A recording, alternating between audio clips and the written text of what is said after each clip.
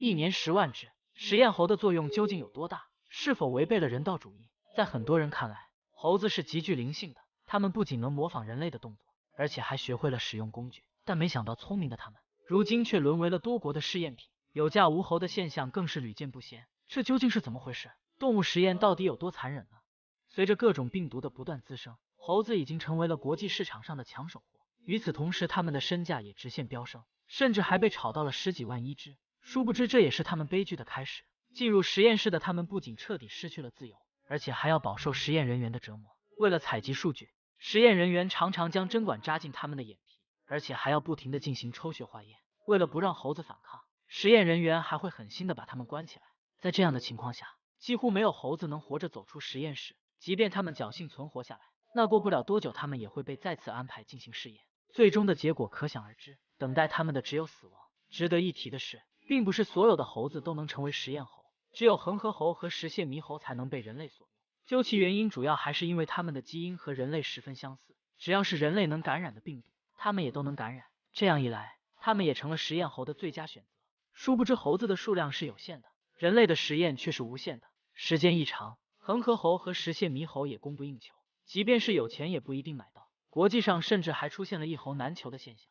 一年10万只，如此抢手的实验猴，为何会一猴难求呢？究其原因，主要还是因为它们的生殖周期太长。一只选定的实验猴从出生到成熟就需要整整5年不说，而且从怀孕到分娩还需要5个月的时间。最重要的是，实验猴的使用也是有严格规定的，只有达到3岁以上的2代实验猴才能在市场上进行交易，并用作实验。这也就意味着养殖企业至少要历经8年才能培育出一只合格的实验猴，而且每只实验猴都有专属的档案，里面不仅记载着它们确切的父母和出生日期，而且它们的患病记录也必须详细罗列。如此一来，科研人员才能判断它们是否符合要求。如果它们的体型过小或者太过羸弱，都是不能进入实验室的。所以，就算人类花费大量的时间和精力去培育实验猴，也很难满足它们的需求。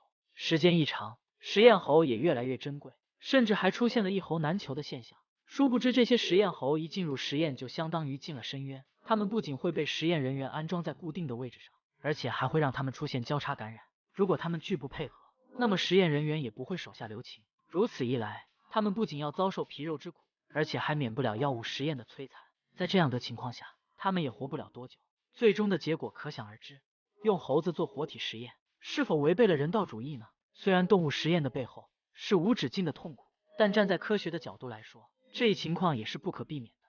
早在古希腊时期，人类就开始了动物实验，为了更好的活下去，也为了找到治疗疾病的办法，人类只能把目标对准动物。不论是小白鼠还是小白兔，都不可避免地沦为了试验品，就连猴子都难以幸免。